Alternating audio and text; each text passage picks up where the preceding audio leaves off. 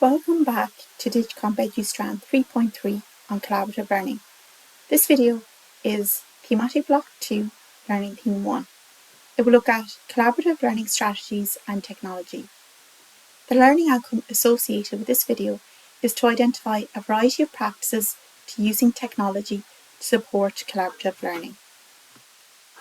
In the previous learning block, we looked at what was collaborative learning and the pedagogical theories underpinning these. This video will look at the strategies and how technology can be used to support these various strategies.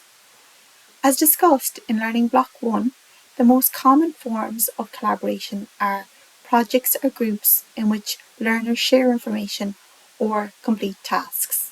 However, there are many more different types of collaborative learning not widely used. These types of collaborative learning are focused on the development of higher order thinking skills, questioning, and elaboration of learning that encompasses metacognition.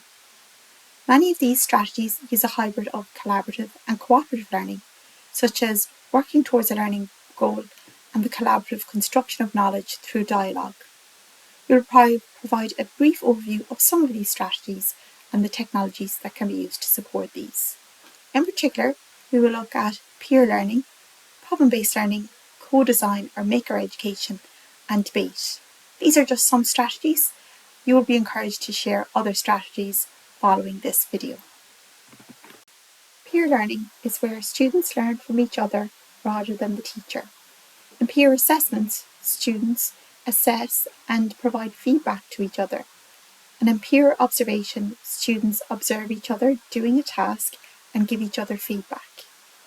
We're going to provide an example of a science lesson in which each peer group is asked to teach about a different type of matter. For example, one group might teach about gases, another group might teach about solids, and another group might teach about liquids. In peer learning, each group will develop a lesson or a presentation about a topic. They will present to each other. Peer assessment might involve each group developing a set of questions on the topic. These may be fed into a piece of technology in which there is a class quiz.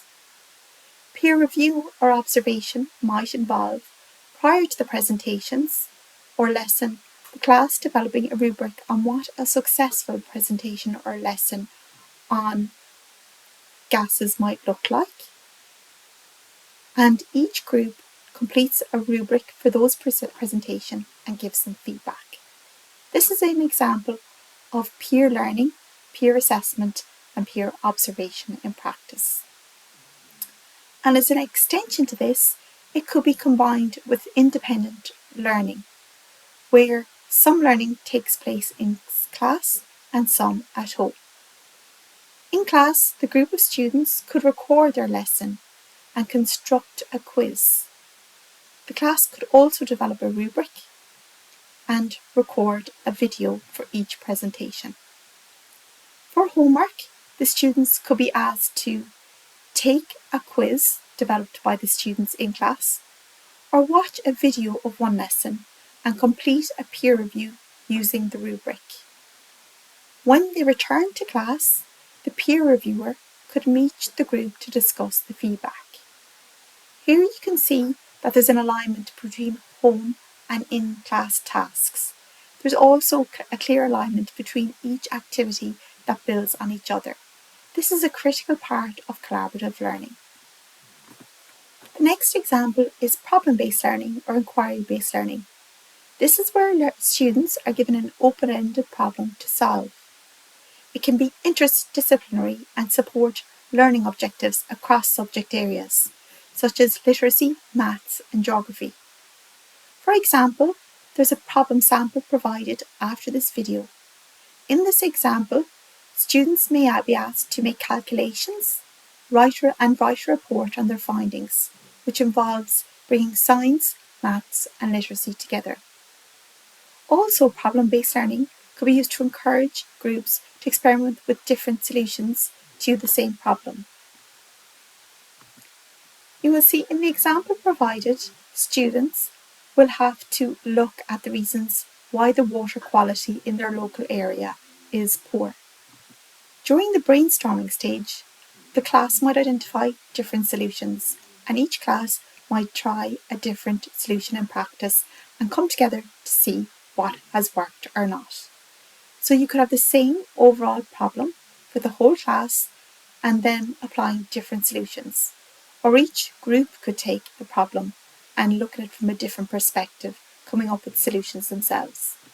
Problem-based learning is a combination of structured and collaborative learning. In problem-based learning, groups of students take on different roles. There's a facilitator who runs the problem-based learning group. There's a recorder who notes what was agreed within the problem-based learning meetings. There's an observer who watches how team members interact and provides feedback. And there's a team member that works with other members of the group to solve a problem. There's also a very structured process for problem-based learning. This often consists of 7 steps. These are outlined in Hagi Helia's book, Tracing the Roles of the PBL Tutor. These are clarifying terms in which the student looks at the problem and identifies terms that may be unsure. For example, in the problem that I have given you an example of, it suggests that the water sometimes looks cloudy and fish sightings have decreased. Clarifying what cloudy means and sometimes is very important to understanding the problem. The next stage is defining the problem, understanding what sometimes means, if it's frequently, maybe why that has arisen. Then the student group brainstorm solutions, and then they divide the tasks out for independent studies. During independent study, groups might share information that might be of interest to each other. They then come together and synthesize the problem and solution and reflect on how they might implement it. The first 3 and last 2 stages are conducted collaboratively to solve the problem. This strategy can also be combined with design thinking for a more comprehensive approach. So for example, when defining the problem, you might decide to define it from different perspectives. This could align to an empathy stage of design thinking. In problem-based learning, students develop skills in organisational skills, critical thinking, reflection, and peer feedback. You can look at the example of problem-based learning in the example provided after this video. Technology can be used to enhance problem-based learning in a variety of ways. Technologies such as a class notebook or OneNote can be used to scaffold each stage of the problem-based learning process. Having a tab or a notebook set up for each stage. So for example, the define stage can have its own tab, clarify terms can have its own tab, and so on. This allows opportunities for the problem-based learning group to refer back to at each stage. So for example, as they progress to the brainstorm solution stage, they might wish to revisit the terms that they clarified. Flipped problem-based learning is where teachers might develop content using technologies such as video about particular concepts that might be important to solving the problem. In the example I gave you about water quality, videos on the plants that might be in a local river or stream or pond might be required to support the learners to solve the problem. Students review these videos at home, and then in class they come to class after watching the video and ask questions. Teachers will clarify any concepts students do not understand. Following that stage, they work on applying their learning to the problem. Another example would be to extend this and also allow students to create content about different concepts that they have identified in the clarified terms stage prior to proceeding to the defined stage of problem-based learning. In addition, digital spaces such as Padlet or Trello can be set up for independent study stages of problem-based learning. This will allow students to share resources that might be relevant to other team members. There has been some research done on the use of gaming for problem-based learning. Games such as Minecraft can be used in immersive ways to solve design problems.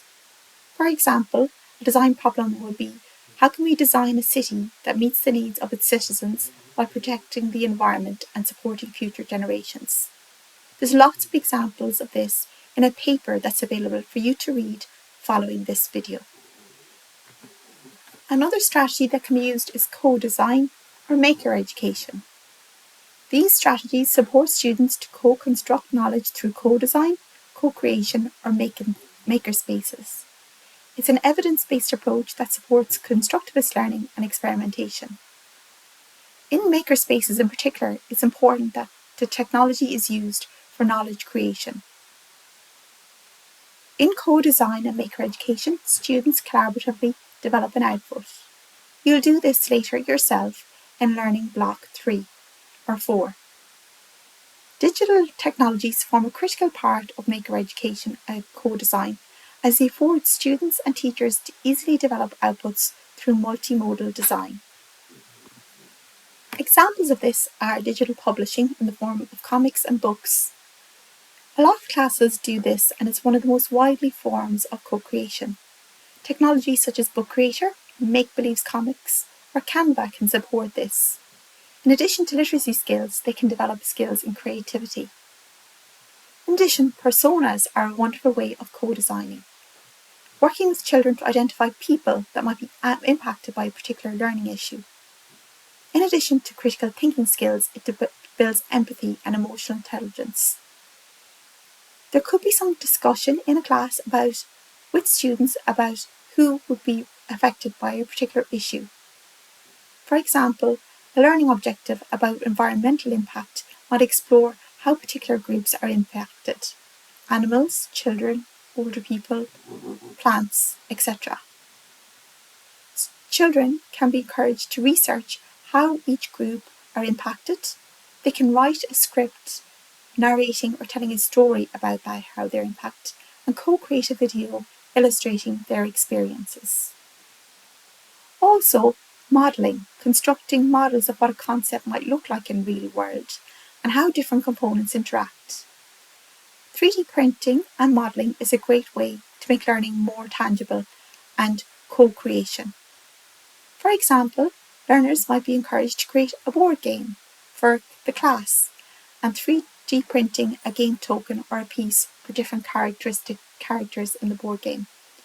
Alternatively, students might be asked to model a concept of the heart and how different components interact. They can 3D print it then to bring it to life. The last example of co-creation is constructing a virtual reality tour of your local area as a history project, or looking at a nature reserve as concept for geography. Software such as ThingLink or CoSpaces Edu provide opportunities to go out, take pictures, and construct virtual reality tours. These could be publicised within the community, and learners through an exhibition, and members of the community could be encouraged to interact with these. These are just some examples of co-design and maker education. I'm sure there are many more others that you'll be able to provide in the preceding activities. Today we look at debate as a way of co-creation. Debate is one of the most underused research teaching methods that fosters critical thinking, communication, and dialogical skills. Given the moral dilemmas and situations people face in a technology-driven society, the ability to critically analyse perspectives will be significantly important. Debate can be used in a number of ways, and the role of technology in supporting these can be impactful. Role-based debate may be a means of building on the concept of personas that we looked at earlier. A student might take a particular perspective of a person on a topic. So, for example, looking at sustainability and exploring it from the perspective of the environmentalist, an animal, an older person, and debating their opinion and providing their perspective. An alternative might be that they take a historical figure and debate their perspective on a particular topic. Also, the use of argumentative discourse, where students might take perspectives on a topic for and against a particular statement and develop counter-arguments. For example, should homework be banned? Also, international debate, where Students in a particular country might debate with students in another country on a topic. This will help them to understand different perspectives. Now looking at the role of technology in supporting debate.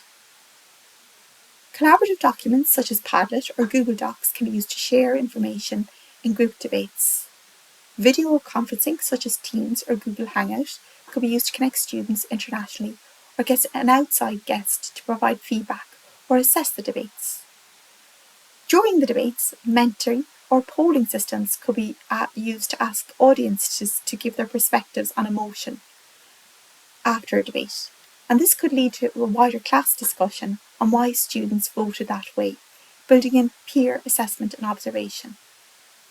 In addition, prior to delivering the debate, students could use inbuilt practice tools such as those available in PowerPoint that identify the pace and intonation of students to support oral communication. Finally, when students are finished their debate, they could use podcasting software to formulate the debate into a conversation using Notebook or Anchor or Podbean. They could make it available within the community or as part of a school podcast that children can listen to on a weekly basis in other lessons. Examples have been provided after this video on debate ideas that you can use within your classroom.